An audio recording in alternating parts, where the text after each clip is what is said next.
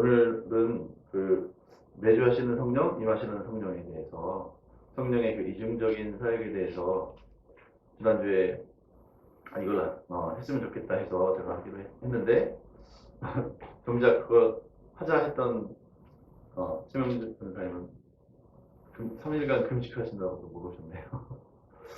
이제 다른 저도 이 하나님께서는 이걸 통해서 저도 이 사실을 한번 더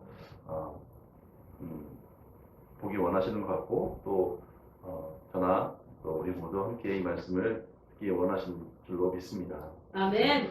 성령이 계속 이제 주일 예배에서 성령 세례에 대해서 말씀을 나눴는데 구체적으로 이제 성령의 역사는 크게 내주하시는 성령 또 임하시는 성령, 성령의 이중적인 사역이 있습니다. 이중적인 면이.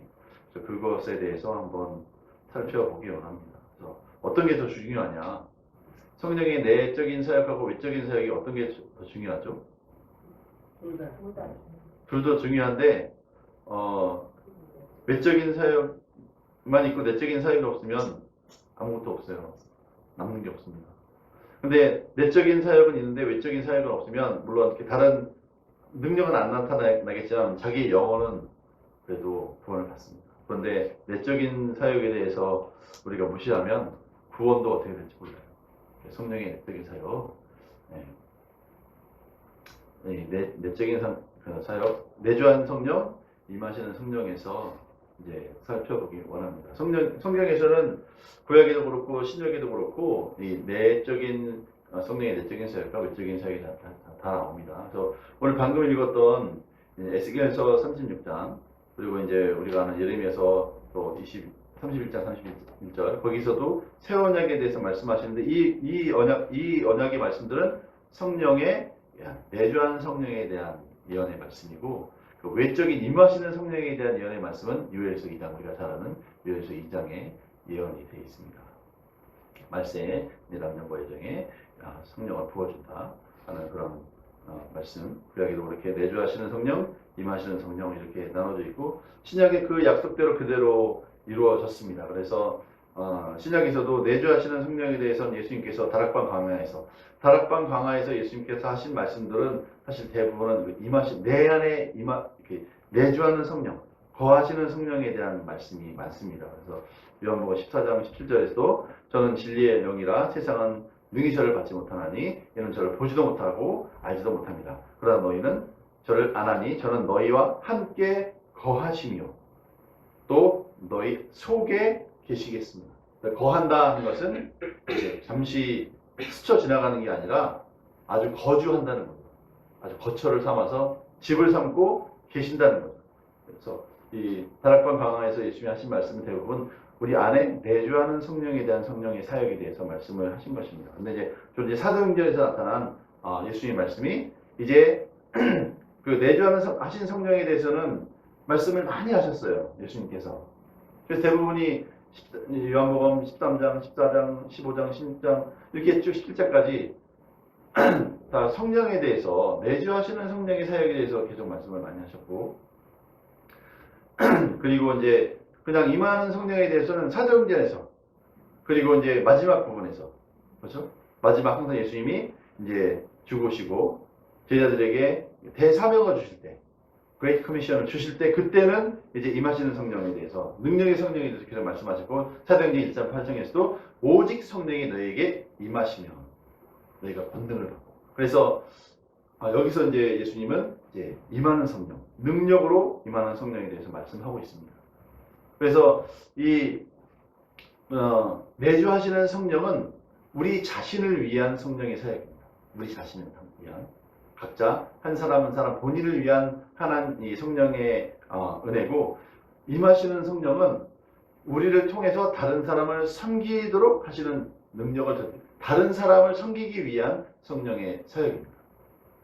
그래서 결국은 그러니까 임하는 성령, 그래서 내주하는 성령의 역사와 또 임하는 성령의 역사의 결과는 각각 이제 갈라디아서 5장 22절과 고린도전서 12장에 잘 나타나 있죠. 우리 갈라디아서 5장 22절을 한번 살펴보겠습니다. 이게 내주하시는 성령에 의한 열매, 우리 잘 알지만 찾아서 보겠습니다.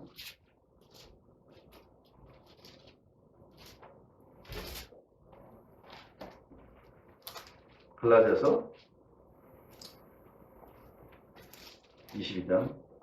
5장 22절 13절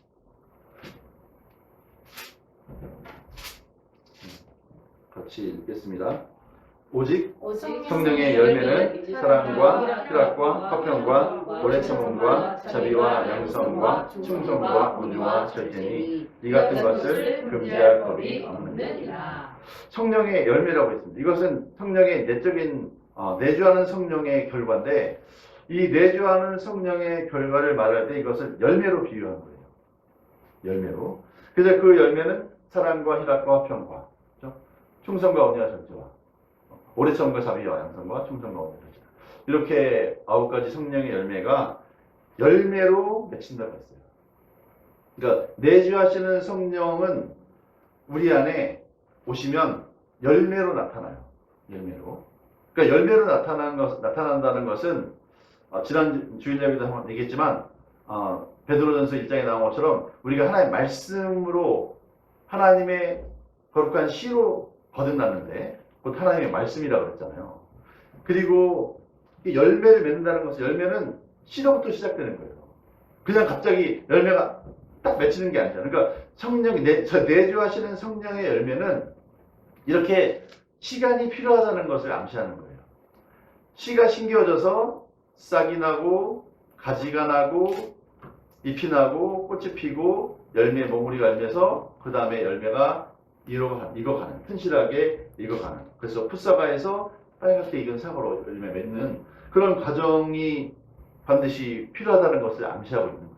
그래서 중요한 것은 씨죠. 씨가 우리 안에 들어오면 성령께서 내주하신 성령이 우리 안에 들어오면 말씀을 통해서 우리가 거듭나게 되고 말씀의 씨앗이 우리 들어올 때 성령께서 그 씨 안에 같이 들어오시는 거예요. 그래서 이게 씨의 형태로 들어오기 때문에 내주하시는 성령은 이 씨가 싹이 나고 잎이 나고 하는 과정이 반드시 필요한 거예요. 그러려면 계속해서 이제 영양분이 공급이 돼야 되는 거죠. 그리고 반드시 과정이 필요하고 때마다 싹이 나야 되고 잎이 피어야 되고 꽃이 피어야 되고 꽃몽우리가 나야 되고 그 다음에 조그만 열매가 나고 잎이 떨어지고 꽃이 떨어지고 열매가 맺히는 열매가 그 다음에 햇빛을 받아서 익어가는 그런 과정이 반드시 필요하다는 것을 암시하고 있는 거죠. 그래서 사랑도 그래서 갑자기 사랑이 없던 사랑이 갑자기 툭 떨어지는 게 아니에요. 씨의 형태로 우리 안에 들어왔기 때문에 그 어마어마한 하나님의 사랑의 가능성은 이미 다 들어와 있는 거예요. 처음부터. 그래서 그 사랑의 씨앗을 그 어마어마한 사랑 손양한 목사님 수준으로 그렇게 키우는 것은 이제 우리가 그 사랑의 씨앗을 열매로 키워가는 책임은 우리에게 있는 거죠. 그래서 손양한 목사님 우리하고 달라. 그 사람은 우리보다 큰 사랑을 받았어. 그게 아니죠. 모든 사람은 동일하게 하나님의 사랑을 성령을 통해서 우리에게 부음받았다 했기 때문에 모든 사람의 그 똑같은 말씀의 씨앗을 받아서 우리 안에 사랑의 능력을 다 가지고 있는 거죠. 근데 내가 얼마만큼 사랑과 희락과 화평 안에 이 씨앗에 물을 주고 영양분을 주느냐에 따라서 그것이 열매로 맺혀가는 거죠. 그런 과정인데 마찬가지로 희락도 마찬가지, 기쁨도 마찬가지. 기쁨도 그 말씀의 씨 안에는 성령을 통해서 우리 안에 기쁨의 무한한 가능성이 우리가 들어와 있는데 우리가 기쁨을 선택하고 기쁨을 선택하면 기쁨이 점점 자라고 열매를 맺히게 되는데 그것을 내가 선택하지 않으면 원망과 불평으로 이것이 이제 열매를 맺지 못하고 가라지가 들어와서 열매를 맺지 못하게 만드는 거죠. 그래서 그 임하시는 성령의 열매는 이렇게 열매의 형식으로 내면에 이것들은 근데 누구를 위한 것이냐면 나를 위한 겁니다. 사랑과 다른 사람은 우리는 사랑하면 뭐 다른 사람 좋은 일 시키는 거라고 생각하는데 우리가 사랑하는 것은 도저히 사랑 안 되는 저 인간을 사랑하니까 저 인간 좋겠지? 그게 결코 아닌 거죠. 그래서 사랑하는 것은 내 열매가 맺히는 거예요. 그래서 내 상급이 되는 거죠. 나를 위한 거예요. 이 사랑의 열매는. 이 성령의 열매는. 그런데 이제 외적인 임하시는 성령의 열매는 열매가 아니죠. 그것은 고린도전서 12장에 이제 잘 나와요. 우리 고린도전서 12장 말씀 한번 찾아보겠습니다.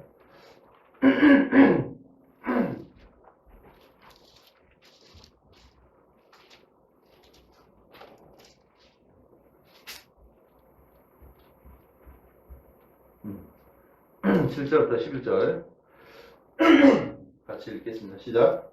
각 사람에게 성령은 나타나심은 유익하게 하려 하심이라. 어떤 사람은 성령으로 말미암아 지혜의 말씀을, 어떤 사람에게는 같은 성령을 따라 지식의 말씀을, 다른 사람에게는 같은 성령으로 믿음을, 어떤 사람에게는 한 성령으로 병 고치는 은사를, 어떤 사람에게는 능력 행함을, 어떤 사람에게는 예언함을, 어떤 사람에게는 영들 분별함을, 다른 사람에게는 각종 방언 말함을, 어떤 사람에게는 방언을 통역함을 주시나니 이 모든 일은 같은 한 성령이 행하사 그의 뜻대로 각 사람에게 나누어 주시는 것입니다. 네. 여기서 성령은 그냥 나타나는 거예요. 열매로 맺혀지는 게 아니라 이 임하시는 성령은 그냥 나타나는 겁니다. 이것이 이제 성령 세례를 통해서 나타나는 거예요. 우리가 보통 말하는 성령 세례는 사랑을 성령 세례로 베푸는, 사랑이 진짜 안 되는데 갑자기 사랑이 성령 세례로 이렇게 부어주시는 그런 게 아니라, 물론 특이하게 그런 경우도 있을 수는 있겠지만 보편적으로는 사랑을 성령 세례로 부어주신 게 아니라 성령 세례는 여기서 나타난 외적인 임하시는 성령의 역사가 성령 세례를 통해서 우리에게 부어주시는 것입니다. 그래서 한때 이제 초기 오순절 교단에서는 성령 세례를 사모를 많이 했어요. 왜냐하면 거기서는 방언을 해야 구원받는다 이렇게 교리가 그랬기 때문에 방언을 받기 위해서 기다렸어요. 많이 기다렸어요. 그리고 병고침 이런 것들을 위해서 많이 기다렸습니다. 그래서 이제 영어로 굳이 하다가 그러면 테리란 말이에요. 테리. 이렇게 거닐다, 기다리다 그렇게 이런 표현을 썼는데 오순절에서 그 기다려라. 성령이 임하시도록 방언이 임하도록 기다려라. 이런 식으로 많이 기다려. 그런데 실제로 그렇게 기다려서 방언을 받고 은사를 받는 경우는 거의 없었습니다. 이 성령 세례는 그냥 믿음으로 내가 받는 겁니다. 우리 영성원일 때 많이 배웠지만 은사는 도구일 뿐이에요. 망치가 열매를 맺히니까, 그죠? 톱이 열매를 맺히는 게 아니에요. 그냥 다 만들어 놓은 걸 그냥 받아서 쓰면 되는 거예요. 그렇죠? 그래서 사실 성령 세례는 그냥 내가 막 기다려서 애써서 받는 게 아니라 그냥 내가 믿음으로 있는 걸 받기만 하면 되는 거예요. 그런데 이제 이 성령의 내적인 열매, 성령의 열매는 내가 받으려면 주님과의 깊은 기도와 말씀과 공급하는 과정, 또 기도로 잠잠히 주님과 교제하는, 주님의 음성을 듣고 주님과 사랑의 교제를 나누는 그런 과정이 반드시 필요해요. 그것이 없이, 그러니까 오히려 기다려야 될 것은 성령의 외적인 사역, 이런 성령 세례, 임하시는 성령을 받으려고 기다리는 것이 아니라 이미 내 안에 계신 성령님께서 이제 그 안에 이 사랑과 희락과 화평 이런 성령의 열매들이 열매를 맺고 자라도록 영양분을 주는 그런 과정이 반드시 기다림의 과정이 필요했던 것이죠. 그래서 이제 우리 아까 읽었던 에스겔서 36장 말씀을 다시 한번 보면 여기서 이제 세 단계가 나와요.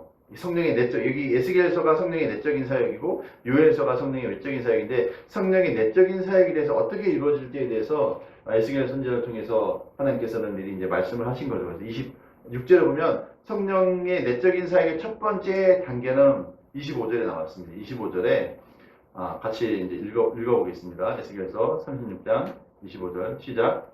맑은 물을 너희에게 뿌려서 너희로 정결하게 하되 곧 너희 모든 더러운 곳에서와 모든 우상 숭배에서 너희를 정결하게 하시며. 그러니까 성령의 내적인 사역, 내주하시는 사역의 첫 번째 단계는 맑은 물로 우리를 정결하게 씻는 과정이 필요합니다. 이게 디도서에서도 3장 5절에서 중생의 씻음, 그리고 성령의 새롭게 함 이런 표현이 나오잖아요. 그러니까 거듭난다는 것을 중생의 씻음이다. 말씀으로 씻는다. 성령으로 씻는다. 이런 표현을 한 거죠. 그리고 에베소서 5장 26절에서도 물로 씻어 말씀으로 깨끗하게 되었다. 이렇게 말씀드렸습니다. 그래서 요한복음 15장 3절에서도 내가 일러준 말로 너희가 이미 깨끗하게 되었기 때문에 모욕할 필요가 없다. 이렇게 말씀했습니다. 그래서 성령 히브리서 10장에서도 말씀으로 우리가 깨끗하게 씻음바 되었다. 계속 이렇게 말씀하고 있죠. 그래서 이 첫 번째 단계는 우리가 말씀의 씨앗이 우리가 뿌려지고 우리가 깨끗하게, 성령으로 깨끗하게 씻어지는 과정이 첫 번째 단계인 거죠. 그리고 두 번째 단계가 26절에 나왔습니다. 26절 같이 읽겠습니다. 시작. 또 새 영을 너희 속에 두고 새 마음을 너희에게 주되 너희 육신에서 굳은 마음을 제거하고 부드러운 마음을 줄 것이며. 그래서 새 영을, 여기서 이 영은 우리의 영이에요. 사람의 영혼 몸 중에서 죽어있던, 아담의 범죄로 해서 죽어있던 그런 하나님과 반응하지 못하던 그런 영 안에 새로운 영, 거듭난 영, 하나님과 교제할 수 있는 새로운 영을 우리 속에 부어주시는 거죠. 그리고 새 마음을 주신다 그랬어요. 여기 새 마음은 이제 여기 인간의 마음이죠. 우리의 마음. 지정의. 그래서 영도 새로워지고 우리 인간의 영도 새로워지고 성령의 역사를 통해서 깨끗하게 되고 물로 씻어서 우리의 영을 새롭게 새 영을 우리에게 주시고 새로운 마음도 우리에게 주신다고 했습니다. 그래서 이 다른 예레미야 31장 31절에서는 굳은 마음을 제하고 부드러운 마음을 주신다고 했어요. 우리의 마음에 영은 새로운 영, 하나님과 교제할 수 있는 새로운 영, 거듭난 영, 중생한 영을 주시고 우리의 마음에는 굳은 마음. 여기서 이제 원어상으로는 레브, 에벤 이렇게 돼 있어요. 에벤은 이제 돌이죠, 돌. 그래서 돌 같은 마음을 제하고 그다음에 레브, 바사리. 그러니까 이거는 살이란 뜻이에요. 살같이 물렁물렁한 부드러운 마음을 우리에게 새로 주신다고 이렇게 말씀을 하셨어요. 영도 새롭고 마음도 새롭고 새롭게 해 주신다. 그렇게 약속을 하셨습니다. 근데 이거를 이제 한 번에 끝나는 게 아니에요. 이것이 영이 새롭게 되고 마음이 새롭게 되는 것은 바로 이제 이런 성령의 열매가 맺혀지는 과정과 함께 맞물려 있는 거죠. 그래서 그 다음에 27절 말씀 보겠습니다. 27절 시작. 또 내 영을 너희 속에 두어 너희로 내 윤례를 행하게 하리니 너희가 내 규례를 지켜 행할지라. 그래서 우리 영 안에 새롭게 된 우리 영 안에 하나님의 성령을 우리 속에 두신다고 했습니다. 거하게 하신다고 하신 거예요. 그래서 내 마음이 새로워지고 영이 새로워지고 내 안에 하나님의 성령이 들어왔을 때 그때야 비로소 우리가 하나님의 윤례를 행할 수 있는 존재가 된다. 이것이 성령의 내주하시는 성령의 사역이죠. 그래서 성령의 새롭게 하심 영이 소생되고 그리고 이 겉사람은 우리가 날로 후패하지만 우리의 속사람은 날로 새로워진다고 했습니다. 그래서 에베소 3장 16절에서도 그의 성령으로 말미암아 너희 속사람을 능력으로 강건하게 하옵시고 우리 속사람이 이것은 성령의 내적인 역사인 거예요. 성령의 내주하시는 성령님은 계속해 우리 속사람을 새롭게 하시는 거예요. 그래서 사실은 성령의 임하시는 성령을 우리가 사모를 많이 해요. 은사를 많이 사모하고 막 방언받기 원하고 통변하기 원하고 예언하기 원하고 막 병 고치기 원하고 능력 행하기 원하고 지혜와 지식의 말씀 가지고 이렇게 영분별하고 막 이렇게 은사를 가지기 원하는데 근데 사실은 은사를 주신 하나님의 목적이 뭐라고 했습니까? 이런 성령의 외적인 임하시는 성령을 우리에게 주시는 목적은 나 자신을 위해서 주시는 게 아니라 다른 사람들을 위해서 주시는 거예요. 근데 만약에 내가 예언을 하고 방언을 하고 통변하고 그렇게 막 능력하고 병을 고치는데 그것을 나를 위해서 나를 위해서 구한다. 그러면 잘못된 거죠.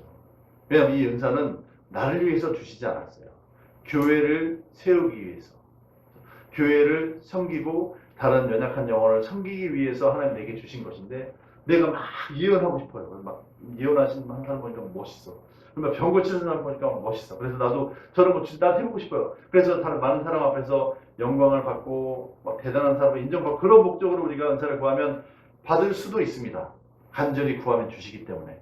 하지만 이제 오히려 독이 될 수도 있는 거죠. 또 예전에 케네스 이건 목사님이 이제 자신이 이제 처음에 성령의 음성을 듣기 시작했을 때 어떤 35살 먹은 엄청난 치유은사가 나타난 목사님이 미국에서 유명한 치유은사를 가진 목사님이 있었어요. 그래서 그 목사님이 미국 전국을 다니면서 치유 집회를 막 하고 있는 거예요. 그래서 이제 이분도 이제 거의 집회를 참석했는데 성령께서 갑자기 저 사역자에게 저 목사에게 가서 사랑으로 행하지 않으면 곧 죽을 것이다. 그 말을 반드시 전해라. 이렇게 음성을 주셨다는 거예요. 그 갑자기 성령께서 주신 말씀이기 때문에 너무 뜬금없고, 그래서 이제 집회가 끝나고 그 목사님한테 갔다는 거예요. 말하려고. 그랬더니 그분이 다른 사람하고 얘기를 하고 있었대요. 다른 분들하고. 근데 그 사람이 35살이었어요. 젊었죠. 근데 막 엄청난 치유 현상가 막 나타나니까 다른 사람들이 솔솔 기는 거죠. 그런데 그 앞에서 막 엄청 거만하고 막 다른 사람 무시하는 그런 행태로 막 말하고 있는 걸 본 거예요. 말하려고 갔다. 그런데 이 케네스 목사님 그때도 젊었으니까 근데 얘기하려고 갔는데 너무 이렇게 하는 걸 보니까 내가 하나님 말씀하시는데 당신이 사랑으로 하지 않으면 곧 돌아가실 거라고 합니다. 이렇게 말을 하기가 쉬운 거예요. 어렵잖아요. 그러니까 이분이 주저한 거예요. 근데 그분이 겸손하게 있었으면 말했을 텐데 다른 사람은 얘기하는데 너무 이렇게 막 거만하게 말하는 거 보니까 막 말하기가 두려운 거예요. 말 못하고 주저하고 하고 있는 사이에 그분이 가버린 거예요. 가버렸는데 아니나 다를까 잊어버렸대요. 그런데 한 3년 후에 이제 고든 린지라는 목사님이 미국에서 큰 시효사에 가시는 분이 있거든요. 고든 린지. 근데 그분하고 이제 그분 집회를 갔는데 그분이 갑자기 자기가 3년 전에 얘기했던 그 목사가 이제 병으로 거의 죽게 생겼으니까 그를 위해서 중보기도 하자 하고 이제 집회 끝나면서 얘기를 중보기도 요청을 한 거예요. 근데 그때 갑자기 딱 생각, 3년 전에 하나님 주신 말씀이 갑자기 딱 생각이 난 거예요. 그렇지만 이제 죽어가니까 중보기도 해야겠다 하고 이제 중보기도 할 사람들 앞으로 나오세요. 그래서 막 앞에 나와서 간절히 하자고 걸어 나가고 있는데 성령께서 나가지 마라. 그는 이제 곧 죽을 것이다. 그가 사랑으로 그 이유는 그가 사랑으로 행하지 않았기 때문이다. 하나님이 그에게도 몇 번의 경고를 주셨다는 거예요. 근데 그가 받아들이지 않았다는 거예요. 그래서 그를 결국에는 그 사람이 38세에 죽었답니다. 그 목사님. 그래서 그 사람은 이런 어마어마한 임하시는 성령을 받았지만 죽은 거예요. 그런데 그렇다고 해서 그 사람이 지옥을 간 건 아닐 수도 있어요. 왜냐하면 우리 고린도전서 5장 5절 한번 볼까요? 고린도전서 5장 5절.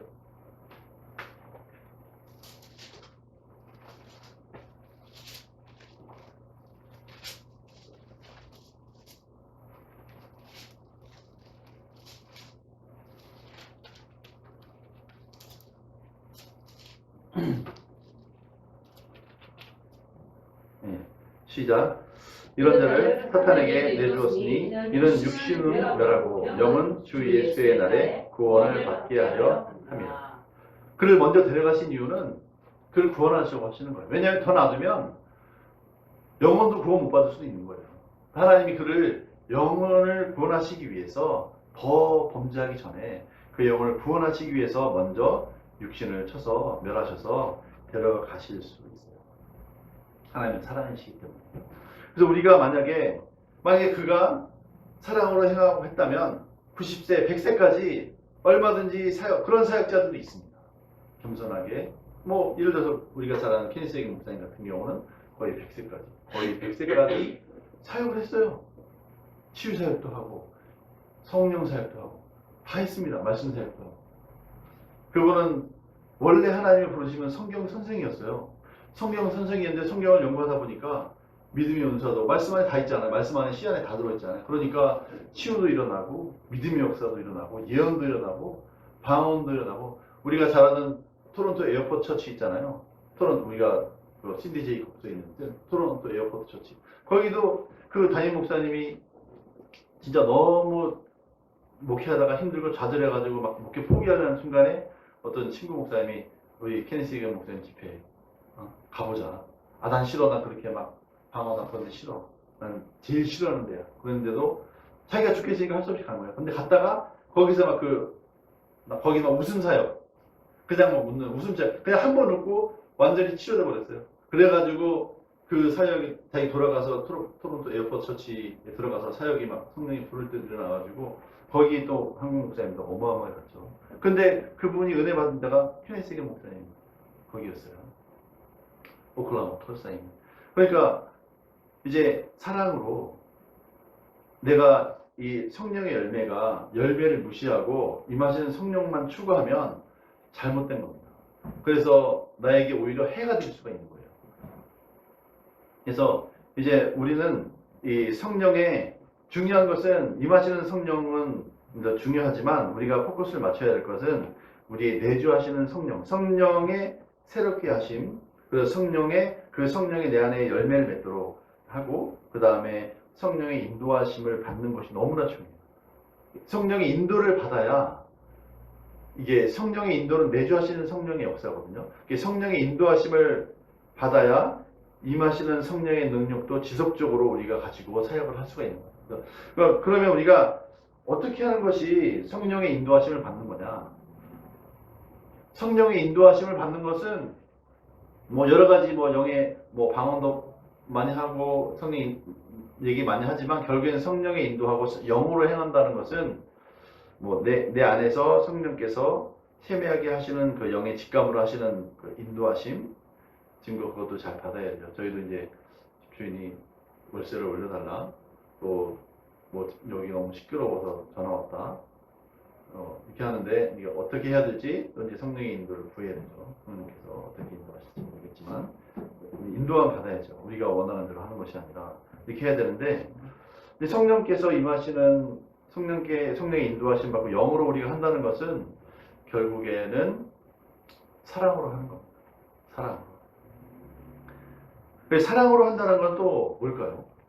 어떻게 하는 게 사랑으로 행하는 걸까요? 이게 생각을 해보면 사랑으로 다른 사람에 대해서 사랑으로 한다는 것은 물론 용서하는 것도 포함될 테고, 그런데 사랑으로 행한다는 것은 다른 사람을 볼 때 어떤 시각으로 보느냐, 어떤 관점으로 보느냐가 제일 중요한 거예요. 그래서 사랑으로 하지 않는 관점은 뭐냐면 그 사람의 최악의 상태를 보는 거예요. 그 사람의 허물과 약점만 보는 거예요. 그래서 그 사람의 허물과 약점만 보고, 저 사람은 저래서 안 돼, 하고 그것만 이제 말하고 다니는 거죠. 그래서 이 케인스건 목사님도 이제 그 책에서 그렇게 얘기를 하더라고요. 자신이 이제 미국에 사역을 대공황 때 거의 5년 6년 그때 미국 전역을 다니면서 이제 집회를 한 거예요. 했는데 가는 곳마다 목사님들이 하는 말이 다른 목사들의 허물을 얘기한다는 거예요. 가는 데마다. 그런데 이분은 그러잖아요. 저는 근데 그 말을 믿지 않겠습니다. 저는 그 말을 믿지 않습니다. 그리고 저는 그 사람의 장점만 보겠습니다. 이렇게 했다는 거예요. 그러니까 우리가 사랑으로 행한다는 것은 자녀를 볼 때도 마찬가지고 다른 사람을 볼 때도 마찬가지고 그 사람의 허물과 단점만, 최악의 상황을 보는 것이 아니라 그 사람의 가장 최상의 상태, 그 사람의 가장 좋은 장점만을 보고 그것만을 말하는 것이 우리가 사랑으로 행하는 것입니다. 아멘.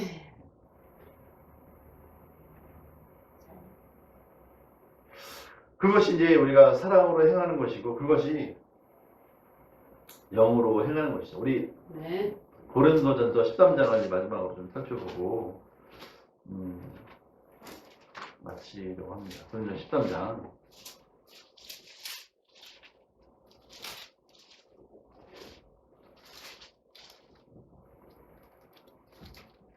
이 분명히 나오잖아요. 13장 1, 2절에 나온 것처럼, 그래서 3절까지 내가 사람의 방언을 하고 천사의 말을 하고 또 예언을 하는 능력이 있고 모든 비밀과 모든 지식을 알아요.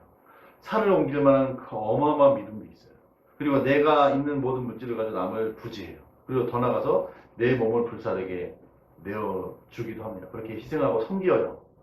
그런데 사랑이 없으면 아무것도 아니요, 아무 유익도 없다고 했습니다. 그러니까 이거는 다 여기 나타난 13장 1, 2절은 성령의 임하시는 성령으로 인하여 나타난 성령의 은사들이에요. 이런 은사들이 있는데도 불구하고 내게 사랑이 없다. 이건 성령의 내적인 열매죠. 내적인 성령의 열매가 없다면 이거 아무 소용없다. 이거 아무리 비밀을 가지고 예언을 하고 어마어마하게 산을 옮길 만한 큰 믿음을 가지고 기적을 일으켜도 사랑이 없으면 너한테는, 정작 너 자신에게는 아무 도움이 안 된다. 극단적인 예를 들고 있는 거죠. 그리고 나서 그러면 어떻게 해야 되냐? 어떻게 해야 사랑의 열매를 맺을 수 있냐? 우리가 사랑의 열매를 맺을 수 있는 방법을 알려주시는 게 이제 4절과 5절과 6절입니다. 그 7절입니다. 우리 4절부터 7절 같이 읽겠습니다. 시작. 사랑은 오래 참고 사랑은 온유하며 시기하지 아니하며 사랑은 자랑하지 아니하며 교만하지 아니하며 무례히 행하지 아니하며 자기 유익을 구하지 아니하며 성내지 아니하며 악한 것을 생각하지 아니하며 불의를 기뻐하지 아니하며 진리와 함께 기뻐하고 모든 것을 참으며 모든 것을 믿으며 모든 것을 바라며 모든 것을 견디는다. 이렇게 할 때 최고의 사랑의 열매를 우리 각자가 맺을 수 있다는 거죠. 이 과정들을 거쳐야 된다는 거예요. 이 과정을 반드시 거쳐야, 그래서 고난이 우리에게 있고 훈련이 반드시 필요한 이유는 열매를 맺기 위해서 훈련이 반드시 필요하고 고난이 있는 거예요. 이것이 없이는 열매를 맺을 수가 없거든요. 그렇잖아요. 어떻게 사랑의 열매를 맺습니까? 사랑할 수 없는 사람이 내 옆에 있어야 내가 사랑의 열매를 맺을 거 아니에요. 그러니까 내 옆에 사랑할 수 없는 인간이, 나 같은 사람이 여기 있다는 거, 우리 제 아내에게 나 같은 인간이 있다는 게 제 아내에게는 엄청난 유익이겠죠. 아멘.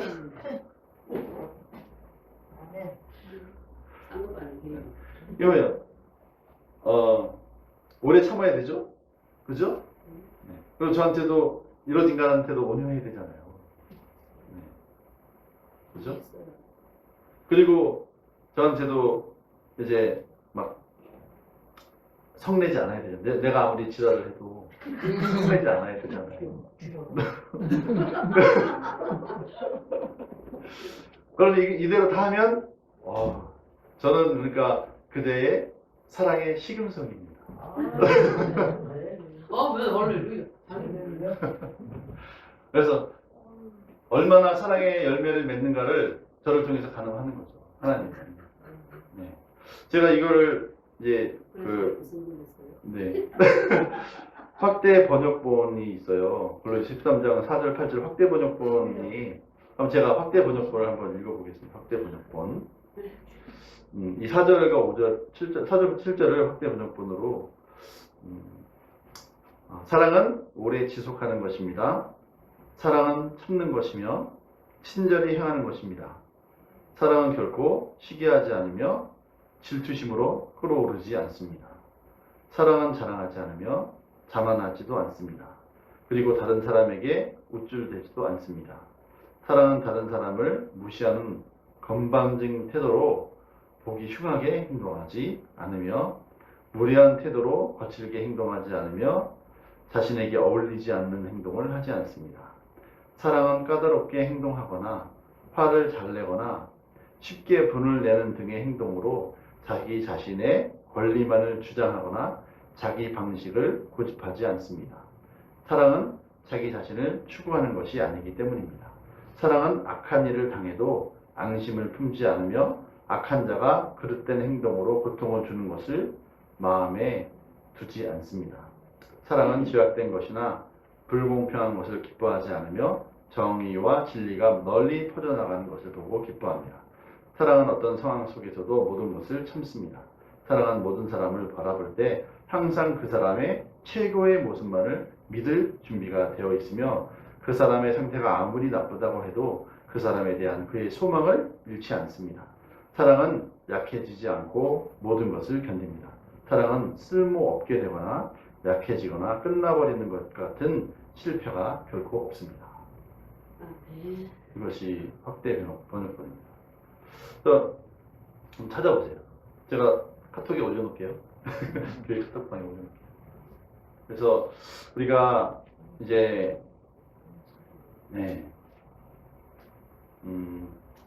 실시간으로 생명생 교회방에 올려드렸습니다. 그래서 그래서 우리가 아까도 시작할 때 말씀드렸잖아요. 사랑을 하면 이렇게 하려고 그러면 내게 엄청난 손해 같죠? 남이 나한테 지랄을 했는데 나는 마음에 두지 않고 이렇게 기억하지 않고 마치 아무 일도 없었던 듯이 조금 전에 나한테 개지랄을 했는데 개지랄, 연병 오면 거 다 했는데 나는 이제 아무것도 없었던 일처럼 웃으면서 오셨어요? 이렇게 할 수 있는 이것이 사랑이 돼요. 이렇게 하면 내가 엄청난 손해 갔죠. 다 죽어야 돼. 근데 이게 엄청난 손해가 아니라 이것은 내가 열매를 맺는 과정입니다. 아멘. 그렇게 사실. 내가 이런 사랑의 열매를 내가 맺으면 누구한테 좋은 거예요? 내 겁니다. 가족한테 좋죠. 뭐 물론 2차적으로는 다른 사람도 좋지만 1차적으로는 나한테 열매가 맺히는 거예요. 아멘. 나 좋고 내부 좋고 누이 좋고 남편 좋고 아내 좋고 살판 났네. 교회 좋고 대한민국 좋고 성도. 성도 좋고 목사가 이렇게 하면 성도들이 살판 났죠. 아멘. 성도들이 이렇게 하면 목사들 살판 났죠. 아멘. 성도들끼리도 살판 나고 부모가 이렇게 하면 자식들은 살판 나죠. 자녀들이 이렇게 하도 부모들은 살판 나요. 이거는 이제 사랑의 열매를 맺으면 1차적으로는 내 열매입니다. 내 거예요. 주님께서 뭐 하다 왔냐? 저 사랑하다 왔습니다. 아멘. 아이고 주여. 네. 내 사랑에 거스리는 것이 이제 오래 참는 거 있는데 시기하는 거. 이것도 사랑에게 엄청나게 이제 방해하는 거예요. 우리나라 사람 특히 나라마다 민족마다 이게 해결될 문제가 많잖아요. 우리나라 사람 특히 시기, 경쟁, 그냥 시기하고 목사끼리 시기 경쟁, 성도끼리 시기 경쟁, 그죠? 사촌이 잘 되면 기분이 좋아야죠. 우리 집안에도 부자가 났네. 예를 들어서 중국이나 유대인 같은 경우는 우리 집안에도 부자 났네. 그래서 그 사람들은 중국 사람이나 유대인들은 이렇게 어느 나라든지 가서 정착하면 이렇게 한 사람이 어렵다 그러면 막 다 뭐 도와줘요. 그 사람이 자수성가할 때까지 도와줘요. 그래서 잘 알잖아요. 유대인들은 13살이 딱 끝나고 14살 될 때 바미츠바라는 성인식을 하잖아요. 그러면은 그 동네 모든 사람들이, 그거는 이스라엘에서만 그런 게 아니라 미국에 있든 뭐 아프리카에 있든 유럽에 있든 똑같아요. 바미츠바가 딱 14살이 될 때 성인식을 하면 그 동네에는 모든 유대인들이 같이 모여가지고 돈을 모아주는 거예요. 그래서 14살 되면 많게는 막 수억, 적게는 뭐 3, 4천만 원을 주는 거예요. 14살짜리한테. 그리고 돈을 딱 주고 묻지 않아요. 넌 성인이 됐으니까 그걸 네가 마약을 하든 네가 잘 투자를 해서 돈을 사업을 하든 그건 이제 네가 성인이 된, 그러니까 부모도 14살이 되면 자식한테 이거 담배 피지 마라, 술 마시라 이런 말을 안 합니다. 이제 네가 성인 됐으니까 술을 마시는 거. 근데 권고하죠. 네가 성인이니까 네가 알아서는 하겠지만 아빠가 볼 때는 아직은 담배가 너에게 하지 않은 것 같다. 하지만 뭐 네가 알아서 해라. 이런 식으로밖에 못해요. 얘기를. 돈을 그렇게 주는 거예요. 그래서 자수성가하더라고. 그러니까 어디를 가든 유대인들은 자리를 잡는 거예요. 어디를 가든. 근데 우리나라는 어때요? 제 동생도 미국에서 맨날 하는 얘기가 어떻게 하면 이거 등골을 빼먹나. 사기치고 거짓말로 믿을 수 없는. 우리나라 사람들은 우리 사랑의 열매를 믿기 위해서 우리나라 사람은 제일 피 터지게 싸워야 될 이 내적인 적이 시기심이에요. 시기심. 남 잘 되는 거. 조금이라도 뭐 큰 거 아니에요. 큰 거 아니에요. 자꾸 사실 시기하는 게 뭐 큰 거 가지고 시기하는 거 큰 거 있지도 않아요. 작은 거예요. 조그만 거 하나. 조그만 거 하나 남이 나보다 더 많이 갖는 거, 더 잘 되는 거. 남이 나보다 과자 5개, 나는 4개 가졌는데 5개 갖는 거. 그런 것을 더 많이 네가 가졌으니까 그래, 넌 더 많이 필요해. 이렇게 줄 수 있는 그런 마음. 사실 이것은 우리가 선택하고 우리가 열매를 맺는 거죠. 우리가 열매를 맺는 거예요. 그러니까 사랑의 열매, 이 성령의 열매는 열매이기 때문에 그 열매를 씨앗에서 열매로 키우는 과정은 우리에게 맡겨진 겁니다. 우리가 이런 과정을 통해서, 훈련을 통해서. 손정한 목사님이 어마어마한 사랑을 처음부터 받은 걸까요? 그분이 선택한 거예요. 그분은 힘들지 않았을까요? 힘들었죠. 하지만 선택한 거예요. 왜냐하면 하나님이 우리를 이렇게 사랑하시고 예수 그리스도께서 목숨을 내어주셨기 때문에 나도 그렇게는 목숨을 내어주지 않더라도 그런 자를 나도 십자가에서 그 강도를 사랑하고 용서한 것처럼 나도 그를 용서하고 사랑할 수 있어. 나는 용서할 거야. 그 가정에 용서하고 할 때 쉽지 않았죠. 쉽지 않아요. 왜냐면 그 자기 자식을 죽인 그 청년을 이제 용서하려고 했을 때 그 군대에서 그를 체포했잖아요. 안 내보내주는 거예요. 이런 살인자를 어떻게 용서해? 군법회의에 들어가야 되죠. 누가 풀어줘요? 안 풀어. 그러면 우리는 쉽게, 내가 사랑하려고 하고 용서하려고 했는데 안 풀어주니까 어쩔 수 없지. 근데 그분은 끝까지 찾아갔습니다. 풀어줄 때까지 강구하고 자기 딸, 동의, 막내딸 보내서 계속 보내달라고. 그래서 결국에는 그 중령인, 대위인가 중령인 그 사람이, 믿지도 않는 사람이 그렇게 끊임없이 용서하고 풀어달라고 강구하는 그 모습을 보고, 네, 거기 그게 나오더라.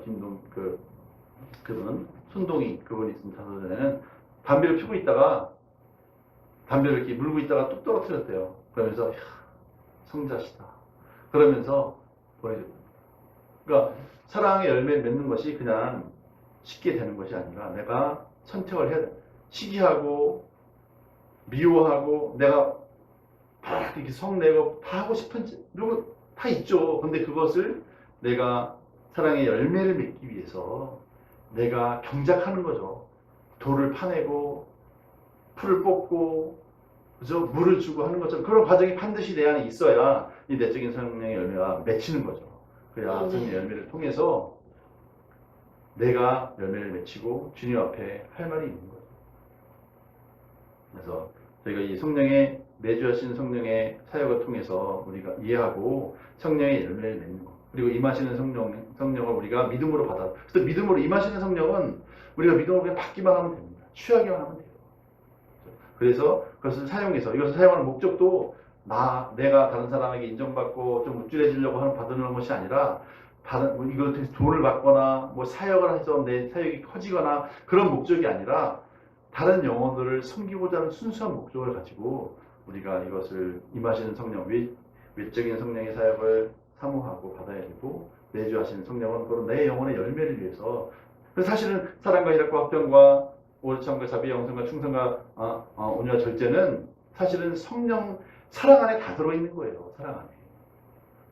그렇죠? 성령이 9가지 열매 오래 참음도 있잖아요. 근데 사랑은 오래 참는 거잖아요.